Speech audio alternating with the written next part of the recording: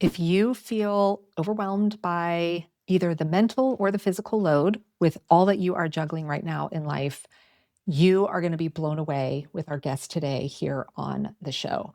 So, I've got Kelly in here today to talk about something new to me that I've been hearing discussed out in the community in terms of a really powerful way to get physical and mental support with juggling all that we do. You may have heard the term household manager being thrown around in communities. Again, it was something new to me and I've been really intrigued. So I knew I needed to bring an expert here on the show to really break down what does this mean? How does this benefit us? How do we even afford this, right? What does it look like? How do you find someone, etc.? So I'm really excited. Take some space to really hear everything that Kelly is going to be sharing here today, because I really do believe that this is a movement that we're going to start seeing a lot of households go into. And I know it's something I am actively exploring for myself right now as well. So let's go ahead and jump in.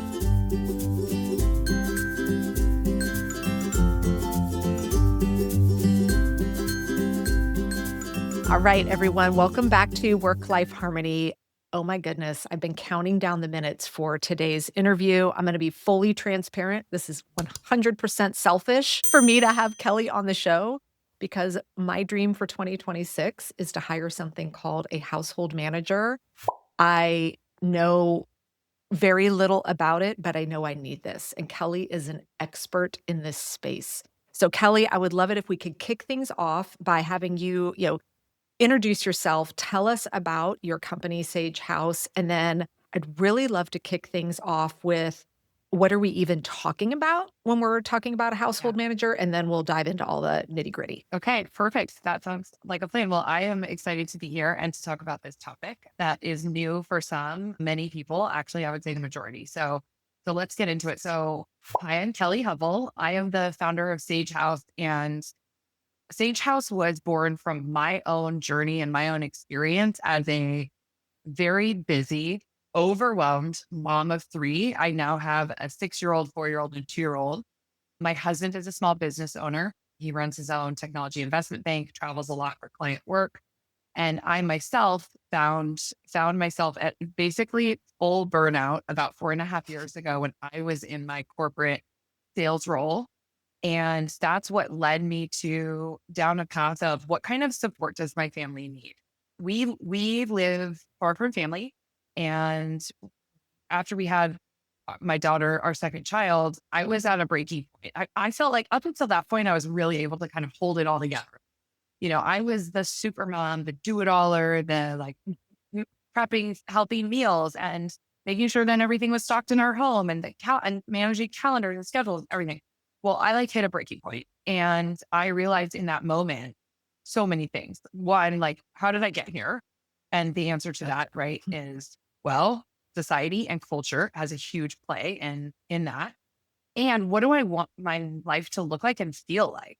I knew that I was going down a path that was like really unhealthy for me. And so that led me to basically just a lot of discovery around what do I need the most help with? Our kids were in at the time daycare, childcare. And so for me, that was a necessity to work my 9 to 5 job, right? Of But course, yeah. but it was all of the other things that I was doing and multitasking in the early morning hours, in the evening hours, the laundry, Making every minute just count, make right? just Squeezing every little just thing out. yes. And I was going nonstop. I mean, I realized like I can't that I need more support because I want to spend time with my kids. Like I only get them from an hour in the morning before we all go off on our day and 2 or 2.5 hours before everyone's in bed. And I want to make that count. And so that led us to finding and hiring a house manager. I called it that, Megan, but I didn't know what to call it. That's just like what Right. I called it because I was like, well, this person is helping me manage my house. This person is helping me manage my household. I'm going to call it a house manager. Well, and I love that name too, because I know early for me when I was like, I'm tapped out, right? The only thing I feel like that feels quote acceptable to talk about in our culture for women where they cannot feel guilty is to go, oh, we hired a cleaning service. We have And it's cleaner. like Oh, we got a nanny. that's yeah, and that's supposed to somehow magically make us less overwhelmed. And I was like, okay, that got one thing off my plate. Yeah. but I don't feel any less overwhelmed by I always call it being the COO of the household. Like Mhm. it's a lot. So help us understand what can this role actually look like that truly helps with the overwhelm? Yeah. So you just said it. It's the COO of the household. It's basically somebody who can anticipate needs of the family, who can take over a lot of that mental and physical load that you are carrying, right? So, like basic things like our meal planning and meal prep. That's a huge one for the clients that we work with. Another one is laundry, running Oh, errands, all the groceries, right? All making sure that everything is stocked in your home, helping to prep for when the cleaners come, prep and manage when the landscaping team comes. When the plumber needs to be called, that's a house manager role. For my house manager, I was on calls the other day from 9 to 5, but I needed to call the pediatrician at a certain time to get in. Or like activity kid signups. Like I have to be on. Literally, it's a clone of you. That's what it is. It's someone who is a second pair of hands who is willing and able and enthusiastically capable of doing anything your family needs that day that you need them. That's what it is. I remember years ago, my daughter was maybe 1 or so, and I was still full-time in corporate, and I was on a conference call. This was before Zooms and everything, so it was just like speakerphone at Yeah. your desk, and I worked for a company where we were all remote, and I was the only female employee that was a mom, the only one in the entire company. I was the first one to ever leverage maternity benefits because this was in the aviation space. Mhm. So I'm on a call, and it's myself and all men, and we're all on speaker phones, and over the phone, we hear one of our coworkers' wives hollering up at him saying, "Michael, I just got back from getting all the errands done. Your lunch is ready." And we could all hear this on the speaker phone. And I just blurted out. I was like, "God, I need a wife." Uh-huh. And I feel like it's almost like this is a wife getting like, for me, putting on that, I'm like, that sounds like me having a wife. Totally. Yes. I mean, yes, that is exactly what it is. And I think like that's one really important thing I like to touch on here because I think there's a lot of overlap, especially in what we're hearing today and what is prevalent around like division of labor, right? Division of labor Mhm. in our home. And that's a hot topic. And I Yep. am Fair all play about fair movement play. and yes. I'm all about sharing in the mental load of your household.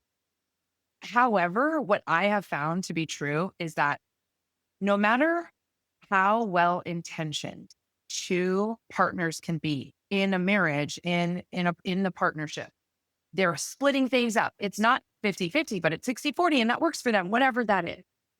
Regardless of how much you want to do that and try to do that, my belief is there just aren't enough hours in the day to get Mm. it all done, even with two highly executive functioning partners. Like, I'll give you an example. We work with clients many times. You might be familiar with this. Like, a female physician often marries a male physician.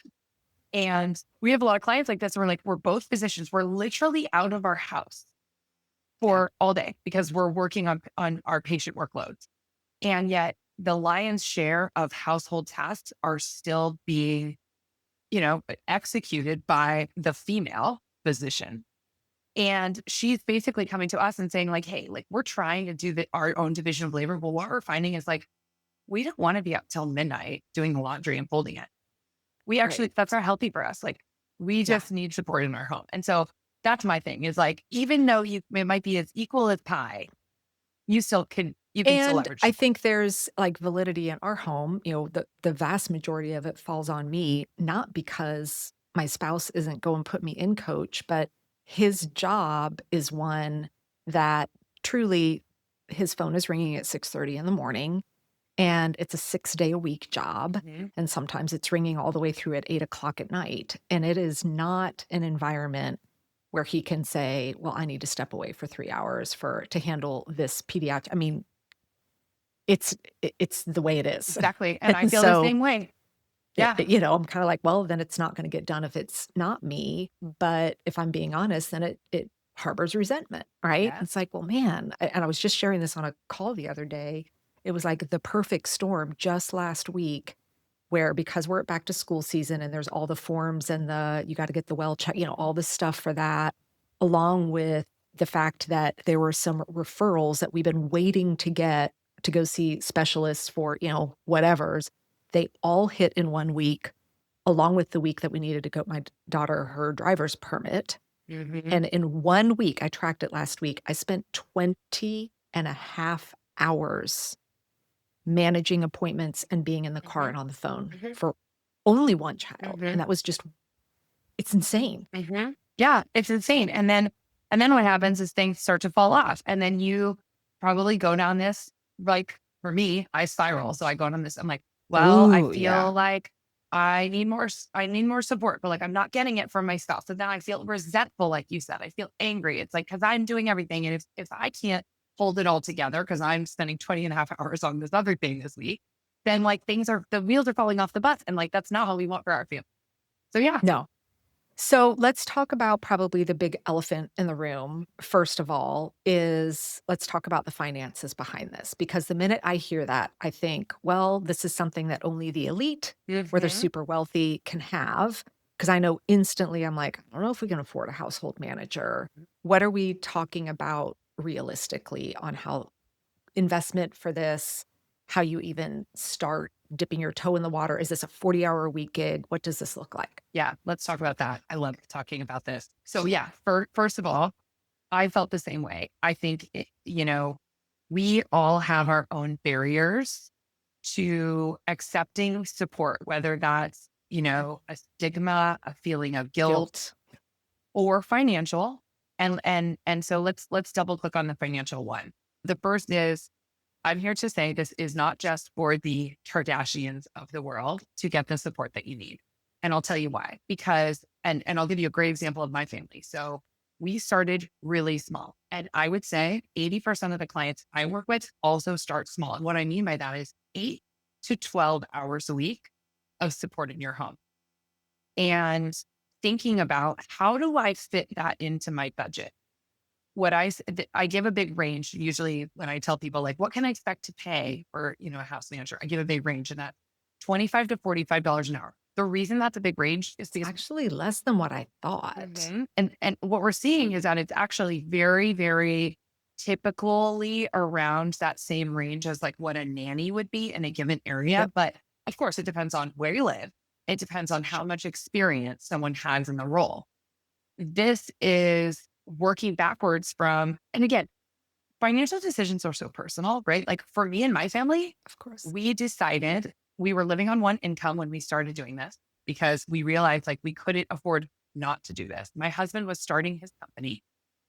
We were renting a home and we just said to each other, we would rather continue to drive our 2016 Subaru Forester right now and not lease a new car and not buy a new car. And instead use those funds on a weekly basis for a 10-hour a week house manager at $30 an hour.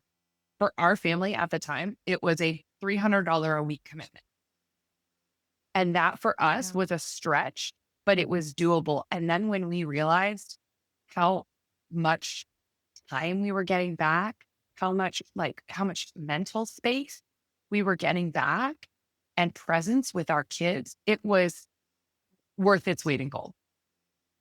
Yeah, and I think, like you said, financial decisions are very personal, but I even think back to, where I started was, okay, I need some help with the house cleaning, right? And so it started with the typical family meeting where I'm tapped out, so I lose my cool and I'm so tired of doing all this. And we regrouped and finally presented to the family, all right, doesn't seem fair that I'm doing all of this. No. So then we had the next weekend where the chores were split. So I was like, I want to hire cleaners. And no, no, no, no, no. So then after 2 weekends of everyone in the house spending a couple hours scrubbing toilets, etcetera, suddenly the whole family decided, surely there's things we could cut back on to pay for the house cleaners, Mhm. right? And so we made decision, okay, what are we gonna stop doing to free up the funds to go do this? I can imagine there is certainly everybody gets to have those choices for Mhm. themselves, for Yeah. sure, on where that goes. So we just don't go out to eat the way we used to, and now we're not spending our weekends, all of us, cleaning for several hours. And it was a win for everybody, for Yeah. sure.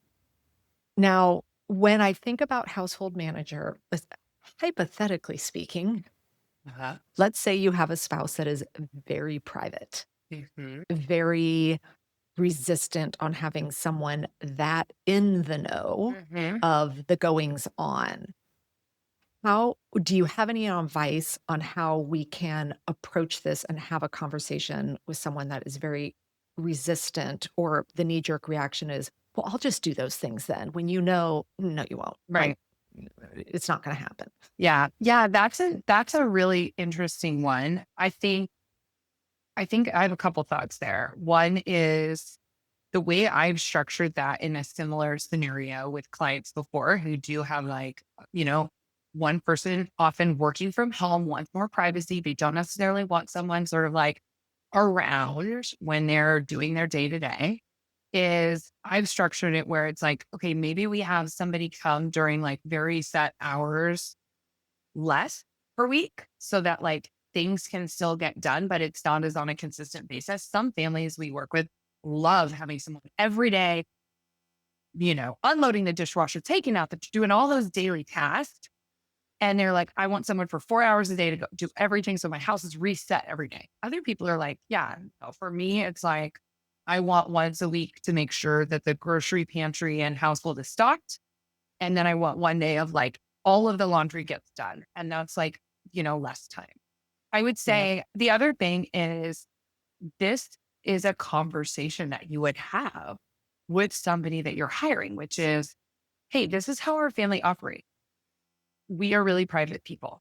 This is like how we see, how we are going to work with you. Here's how we are going to be, relationally working with you. And here are the expectations of the role, which, we provide, for example, our clients with an attorney drafted employment agreement that includes things like, non-disclosure, privacy for the family, stuff like that. So you build that in, but also it's like finding the right fit for your family means, maybe somebody who is sort of like more introverted, more likes to be behind the scenes, Mm. and that's like what they enjoy doing. They enjoy doing these things, but they're sort of more behind the scenes. Whereas some families who work with, they're like, I moms are like, I want like yeah, I want a co-partner Right hand here. woman. Yeah. Yeah. Like who's like wing woman me and like helping me discipline kids and like, outspoken and all that stuff. So it just really depends what your family needs.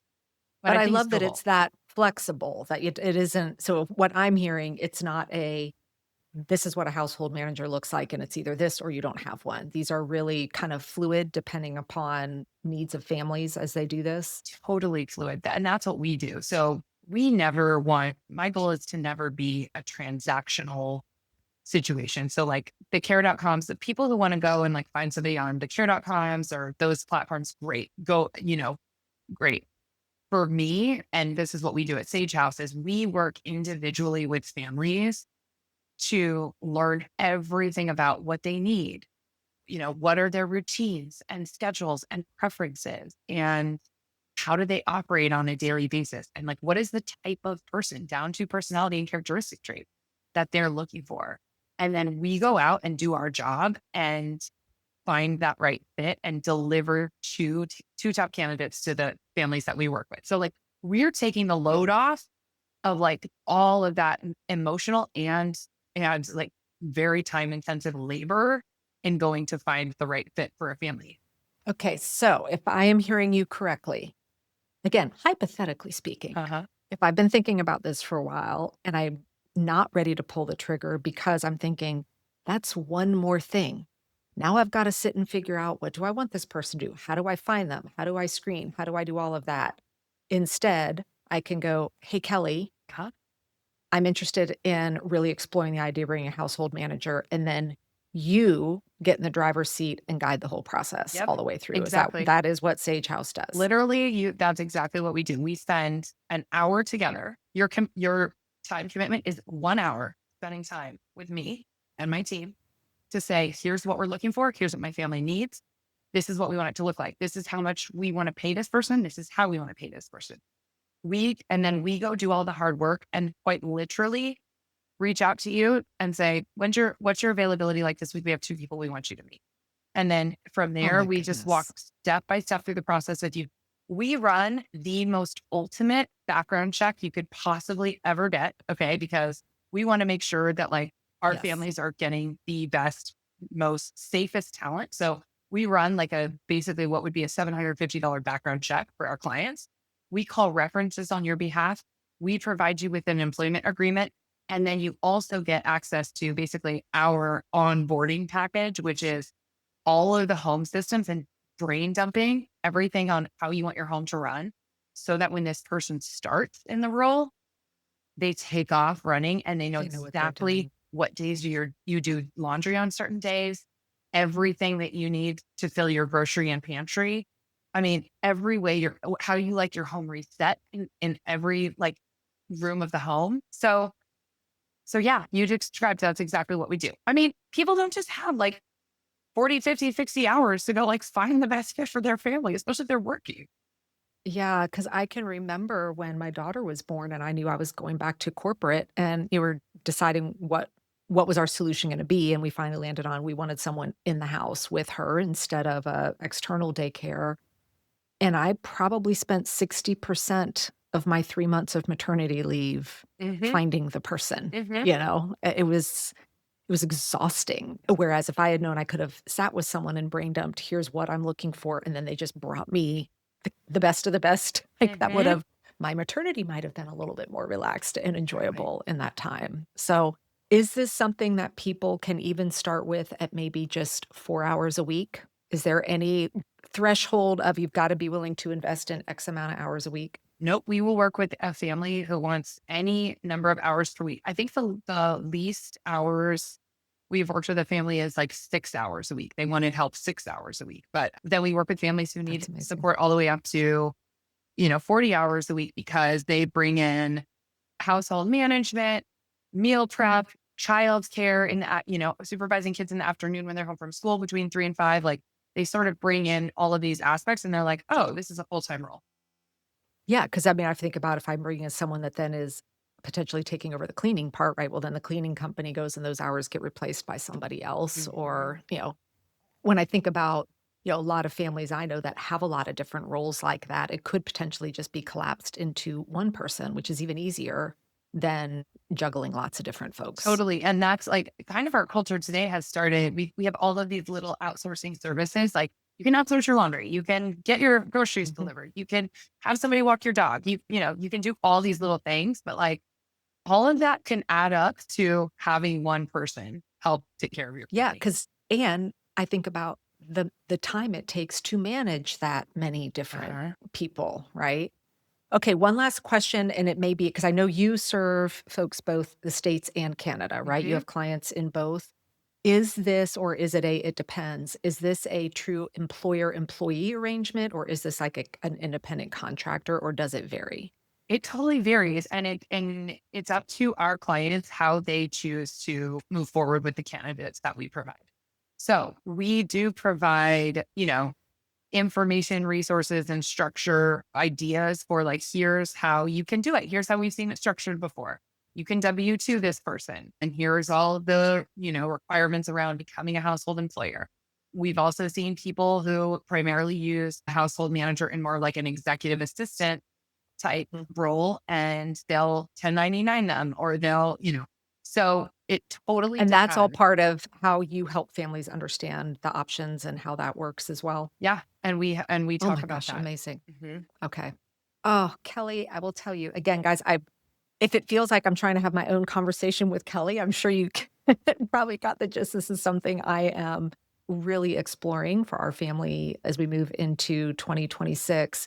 And I think something you said right at the beginning is so you really hit the nail on the head when you were like, yeah, we didn't live near family, right? And when I think back to my childhood and even other countries, there was always that sense of community and village and all the families stay together in the same town, or you're in a neighborhood where all the kids are at the bus stop together and all of that.